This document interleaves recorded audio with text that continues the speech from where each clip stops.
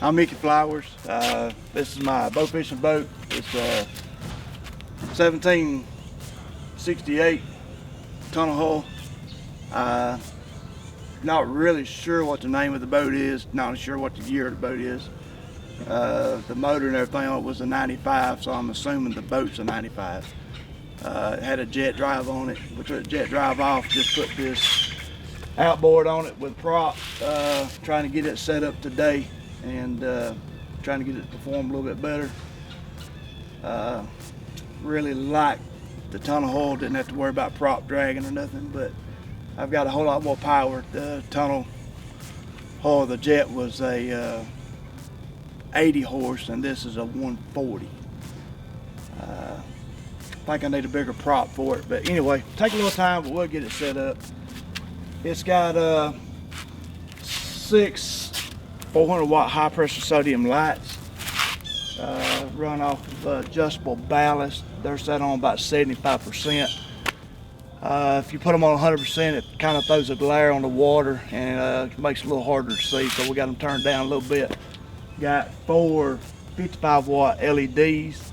Got a true warm chip in them that's in between high pressure sodium and metal halide. I didn't want metal halide true because that's for clear water, and then high pressure sodium is more for murky water. So I went with something like in between on the LEDs. Got a 3,000-watt Honda generator running all the lights. Got a 4,000-watt Powermax generator running 3 Powermax 55 inverters, keeping the trolling motor batteries charged all night.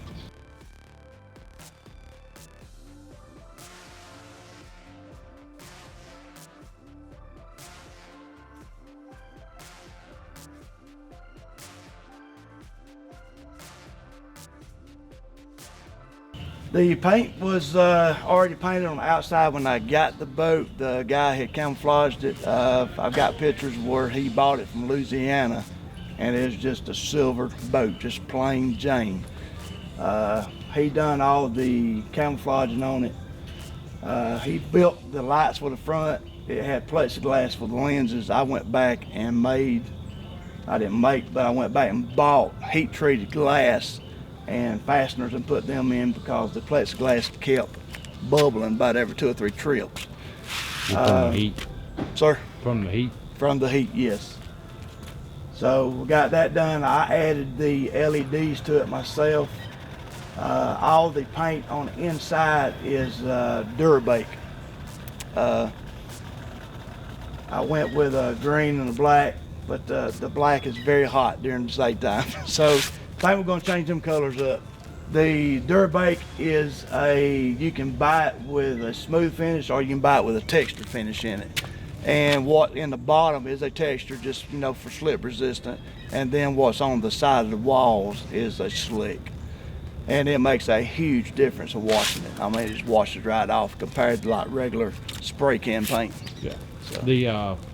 Now you say that's just textured paint. It's not like is it the way you apply it, or is it actually a different kind of like? It is. It's got a texture in it, and you have to apply it like one application one way and then another application another way. I can't remember the exact time. Supposed to wait for dry, but there's a certain time. You wait so long before you put your second application, and then if it's not got enough texture, you just keep putting more layers on it. Gotcha. Until you get it where you actually want it.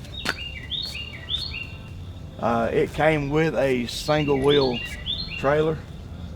That boat weighs about 3,000 pounds, and it was way too much for the trailer that was with it. Just got this dual axle trailer, and it made a huge difference the way it pulls. We added backup lights on it. They are tied into the reverse lights. They come on when you start backing up. A lot of ramps we go to don't have night lights. Kind of hard to see how to back down the ramp and stuff, but that made a huge difference too. Now going from a jet to the prop, you had to add another jack plate and get some more drop down. What Your prop, did it just run with that one jack plate, or did you have a jack plate on it at all? No, this is the only jack plate I had on it with the jet drive. And when I wanted to put the prop engine on it, the drop wasn't far enough because the transom goes straight across. It don't drop like a bass boat. So I didn't have enough drop to get the water pickup down. So I actually built this offset like jack plate and then mounted this jack plate to it. And it gave me like a total of 12-inch offset. And then it gave me enough drop, which you can see right here how much, about 6 inches of drop right there. And then got the jack plate actually lowered all the way down too. Like I said earlier, we're trying to get the motor set up, run with I think gotta go with a bigger prop. And then we'll actually, I hope, start be able to jack the jack plate back up once we start trying to set it up. But your jet drive was long shaft, right? The jet drive was a long shaft. I don't know if you consider a long shaft or a short shaft. I know with that jack plate on it, the bottom of the crate on the jet drive was even with the bottom of the tunnel down there. It was just flat, level with it. And that's what's so nice about jet drive. You didn't have to worry about dragging nothing. The boat always drug before the motor would. So you didn't have to worry about any of that. But it just didn't have the horsepower I needed to get this boat out of the hole. Yeah, you said it only topped out at about 7.5, 8 miles an hour. The jet drive that I had on it actually had a blistered piston in it, so I babied it. So I didn't run it hard, but we could run 7, 8, 9 mile an hour like that. You know, I didn't want to push it hard, but we just babied along and creeped along because of that blistered piston. I didn't want to totally destroy my engine until I got another one. Right. So the guy I got it from already had the front deck built. It was just bare metal when I got it. I went back and put the pad on it. Standing on that bare metal all night really made you tired and got your feet hurting. So went back and put the pad on it. And what kind of pad did you go with? What did you say? I'm not sure what the name of that pad is. It's actually just pad that you buy to go in front of machinery, like lathes and stuff when you're working. It was just a roller pad that I bought from the guy that we buy some of our equipment from. They make a different kind of pad that's made for boats, but I'm not sure of the name of it right off the top of my head, but it's kind of expensive. Under the deck is just storage. Way up inside I have all my life jackets, my throw cushion, a paddle. I think there's a couple of spears up under there just to play around with the fish. In my seat right here, there's storage in it. That's where I keep like a toolbox, extra reels, fire extinguisher, just different oddness and stuff like that to work on the boat. Extra prop. I actually have 6 metal halide bulbs in there if we did go to a lake and had clear water, where I could just swap them out real quick with the high pressure sodium. The black box is the Powermax 55 watt inverters. They are run off of the Powermax generator that keeps the trolling motor batteries charged all night. And then under this diamond plate hood thing right here is just the 3 batteries that this hooks to. It runs these Powermax runs those batteries that runs the trolling motor. And you're running a 112 Riptide? Yes, a 112 Manakota Riptide. When I actually purchased the boat, it had a 101 on it, and they hadn't even come out with the 112, and then when they come out with the 112, I went with the 112 on it. So your bow holder, is that something you added, or? When he built the boat, he went ahead and built that to store his bows right there when we was going to and from the lake. They just all stacked right there. It's a pretty good place, pretty quick to get to them when you get on the deck, get ready to bow fish. Real easy to store them, just put back down right there. Got just a little tray right there, just put drinks, just knitting that stuff on. Phones, cell phones. It does have a PAL Bluetooth stereo system. Says it's like 1200 watts, but I'm just nowhere near that. I got 4 marine grade 6.5 inch speakers in it. The holes in the console I cut and mounted them. I built the boxes on the back and mounted those on the sides.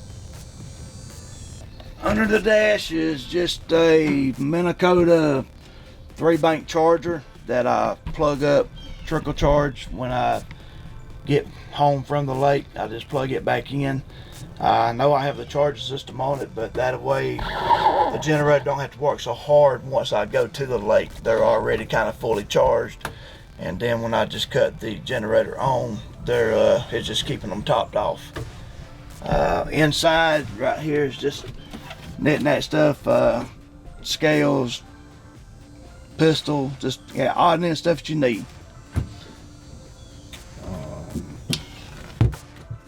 Then it's got just a Lowrance Elite 4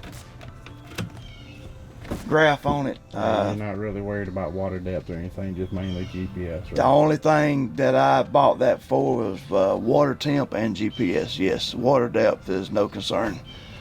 Hard finding fish. I wish it would find fish like I need, but the transom light, you can see that it's kind of bent down.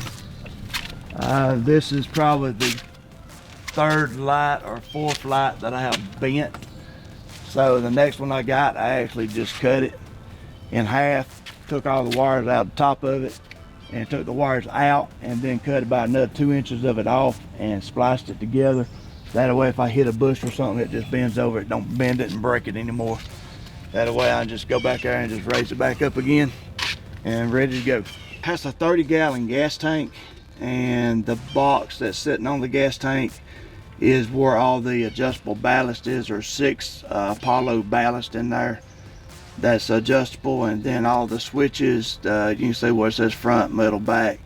The front switch cuts the front lights on, then the middle lights, the back lights, and then there's 2 switches on the other side over here. It's one of them is a fan switch. I do run a fan inside that box just to try to keep it cool inside, and then the light switch for the rear lights is right there too.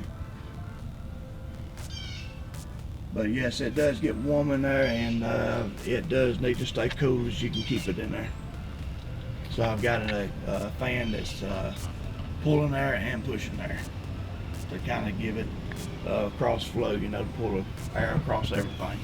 That's a Power Max 4000. I bought it when I bought the 55 inverters to run the trolling motor to keep the batteries charged. It is pretty quiet. It's not as quiet as that Honda, but it's pretty quiet. The Honda 3000 runs all the lights. All the Apollo ballast is hooked up to it to run each light, you know. Very quiet generator, very nice. You can actually just sit here and talk like we're talking now with it running. So do the generators only run off of the tanks on the generator, or do they have the ability to run off of this tank also? They run off just their tank that's built into the generators, yes. And how long can you run the generator before it runs that tank out? I've never run out of gas. The only time I run out of gas is when a guy didn't fill them up one night. He thought he had it full, but he didn't, and it was 4 o'clock in the morning we run out. But other than that, I have fished 12 hours and never run out of either one. I do have a few inside lights. It's just a strip light that goes all the way around the inside. Then they're up under the deck, goes back and forth. And then there's a strip inside this. Anywhere you really need to see, there's some light. They're not real bright, but you don't want anything real bright. Night, it makes a big difference, doesn't it? Yes. Has 2 bilge pumps because of the tunnel hole. Has one on each side of the tunnel, but they're both tied in with the same switch. To get up on the deck, just that step right there. Very easy. The only thing I'll tell everybody that does go that hadn't ever been is do not lay your hand on that light when you climb up on deck, because you will know it. It will blister you. Get a little warm, huh? Yes, just a little bit warm. But it's not bad access to get up and down.